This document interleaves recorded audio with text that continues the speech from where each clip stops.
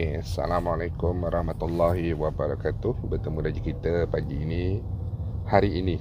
Video ni keluar lambat sikit. Bersama saya Fidas Selamat dalam segmen Bicara Minda. Jadi bagi yang baru pertama kali datang menonton ke channel saya ucapkan terima kasih banyak-banyak. Saya mohon jasa baik anda untuk subscribe ke channel saya. Bagi yang dah subscribe, saya mohon anda untuk kongsikan video ini kepada rakan-rakan anda dan juga ahli keluarga anda. Semoga apa yang saya nak kongsikan pada hari ini adalah satu perkongsian yang bermanfaat untuk kita semua, insya-Allah. Okey, seatbelt pakai, mata tengok depan, tak ada eye contact dengan kamera. Okey. Jadi video ini adalah untuk memberikan sedikit penerangan tentang moratorium, yang mana saya telah mendapat banyak persoalan berkenaan moratorium. Okey, moratorium ni saya boleh jawab sebab ini antara bidang yang saya tahulah serba sedikit. Okey.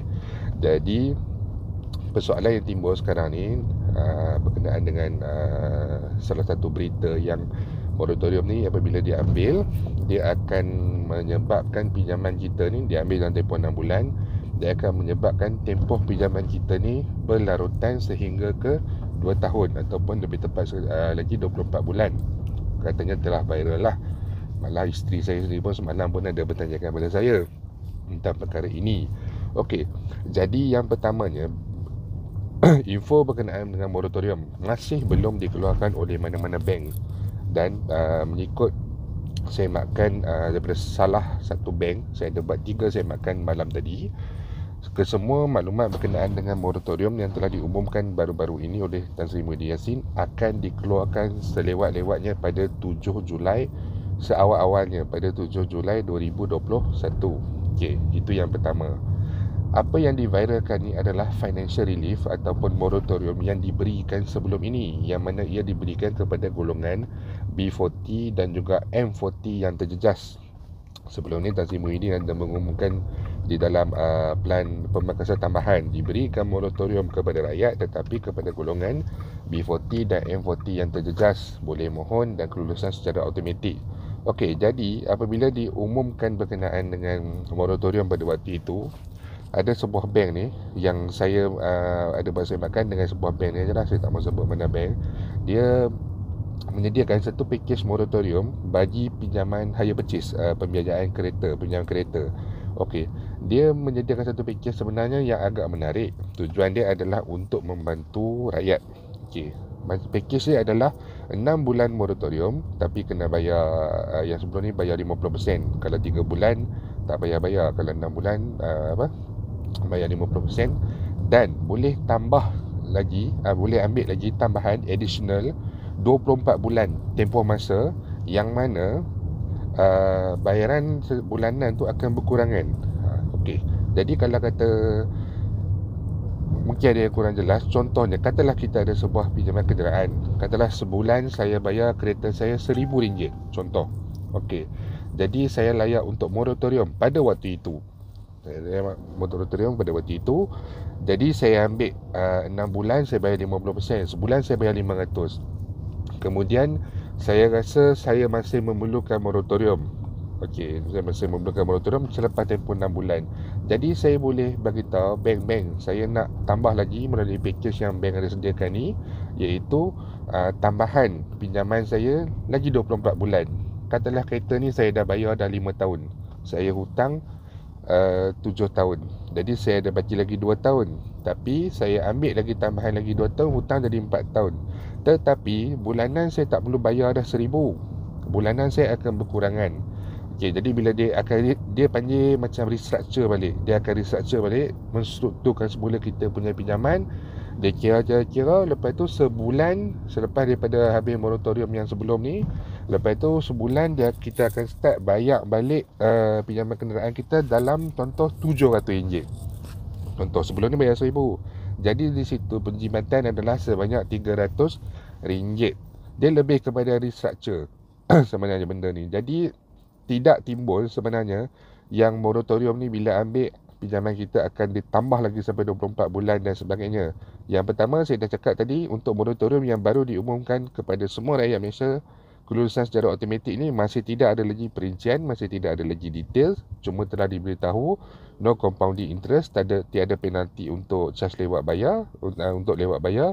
Dan yang kedua, apa yang diviralkan ini adalah berkenaan dengan package bantuan yang diberikan sebelum ini, moratorium yang diberikan sebelum ini untuk golongan B40 dan M40. Dan sebenarnya package ni pun sangat baik bagi mereka yang terjejas, sebab anda boleh mengurangkan bayaran pinjaman anda, tetapi sudah tentulah bila mengurangkan bayaran pinjaman, sudah tentulah tempoh masa juga akan berlarutan panjang. Tetapi sekurang-kurangnya untuk kita kata dalam recovery proses, dalam proses pemulihan, selain daripada pemulihan negara, pemulihan kita sendiri, kewangan kita sendiri, ia adalah salah satu inisiatif yang baik.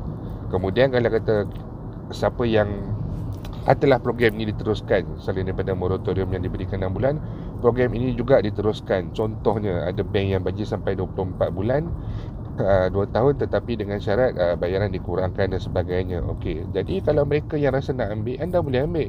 Anda boleh ambil. Jadi anda ambil tambahan dalam tempoh 2 tahun. Selepas setahun, 6 bulan dapat moratorium, sampai bulan 12 ni tak bayar-bayar. Lepas tu mula bulan 1 anda ambil yang 24 bulan tu. Jadi mengalami pengurangan. Katalah jimat sebulan dalam 3-400. Kemudian dalam tempoh setahun ni pekerjaan alhamdulillah stabil, kok ada rezeki lain, pasangan anda pun dapat bekerja dan sebagainya. Selepas setahun kewangan anda menjadi semakin kukuh. Anda boleh pilih untuk membayar semula. Bukan pilih, tapi anda boleh sahaja membayar semula kadar pinjaman anda pada harga yang kadar pinjaman yang sebelum ini, untuk mempercepatkan selesainya baki tempoh pinjaman tersebut. Tak semestinya anda kena tunggu sampai 2 tahun. Jika dah ada kemampuan dan sebagainya, anda boleh selesaikan pinjaman anda kalau baki telah tidak banyak. Ataupun anda boleh masukkan bayaran bulanan selebih. Dulu 1,000, lepas tu ambil moratorium tambahan 24 bulan, sebulan akan bayar 700.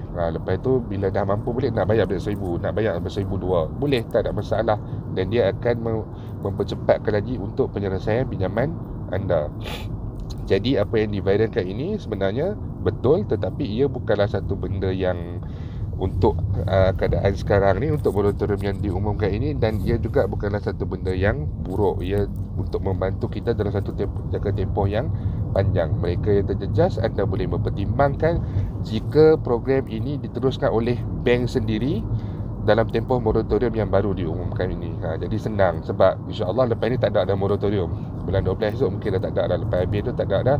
Jadi bagi mereka yang rasa memerlukan untuk recovery, untuk proses pemulihan selepas tempoh hujung tahun ini, jadi anda ada masa 2 tahun lagi, yang mana bank memberi anda pilihan. Dan saya cakapkan perkara ini adalah satu benda yang baik. Interest dia akan restructure balik, kurang lebih pun saya rasa tak beza banyak lah. Mungkin lebih, tapi beza dia mungkin tidak terlalu banyak, tetapi still boleh membantu anda menjimatkan belanjaan bulanan anda.